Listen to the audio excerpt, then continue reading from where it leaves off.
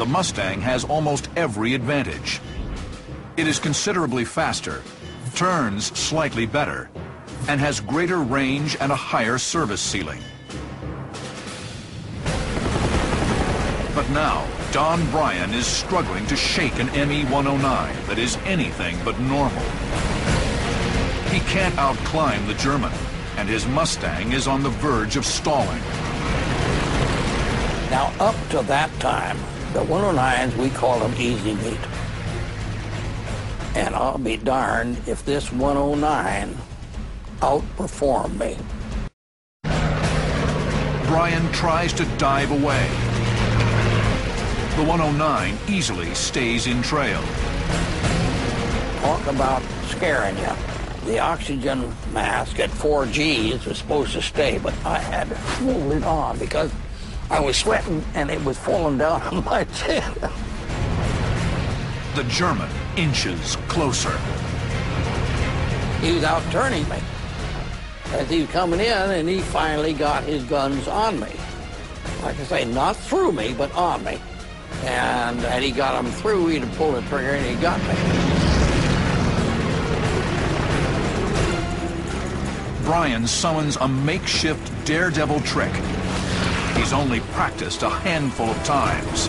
You snap the stick into your gut, hit full bottom rudder, throw the stick full forward again, and then neutralize it. It's a death-defying maneuver he calls an inverted vertical reversement. Snapping the stick in tight stalls the aircraft. Ruddering down drops the nose. Incredibly, the torque of the propeller then twists the plane counterclockwise. Bryan then pushes the stick full forward, neutralizing the effect. Only a supremely confident pilot would attempt such a bold move. Don Bryan buries the stick in his gut.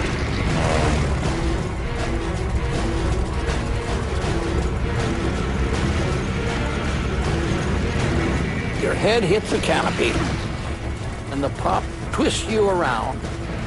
Your airspeed is down to nothing, and you fall for about 2,000 feet until you pick up flying speed again. In the meantime, you have disappeared from that guy that was onto you in a fraction of a second. With one ingenious move, Bryan has escaped certain death. The Mustang plummets for an agonizing 5 seconds before its Hamilton standard propeller starts chopping through the air again. Bryan has survived, barely. And Buster, I sure didn't go back after him. But Bryan doesn't break off to head for home. He is still in the middle of the frenzied melee. It was just airplanes everywhere. And darn it, there were darn few friends around. Below him, Bryan spots one friend with some unwanted company. Bryan is here. An ME-109 is here, chasing a squadron mate through the clouds below. Bryan is desperate to save his friend. He rolls his Mustang over and dives to the rescue. November 2nd, 1944. Outnumbered and fighting for his own life, Mustang pilot Don Bryan is now diving to save a friend. With the altitude and speed advantage, the Mustang Ace is poised to strike. In a dogfight, when you have two relatively equal aircraft, the one with the most airspeed and altitude is at the advantage. Bryan squeezes a burst. The surprised 109 pilot breaks off and dives. Bryan pursues his mark into a cloud bank. The German fills his gun sight. The Mustang's 6 Brownings deliver a third kill for the day.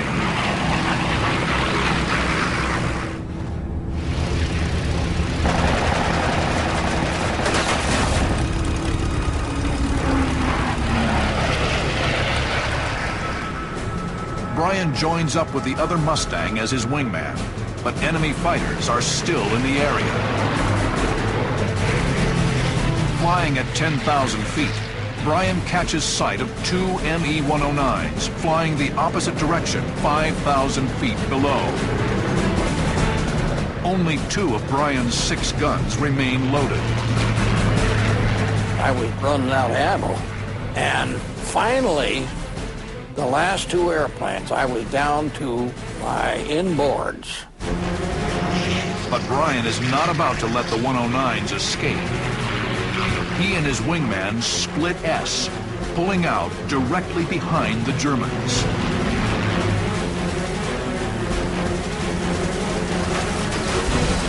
Bryan sends the trailing aircraft down in flames.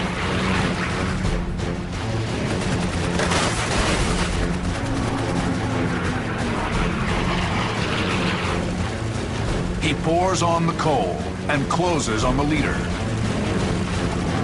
At just 80 yards, Bryan squeezes the trigger.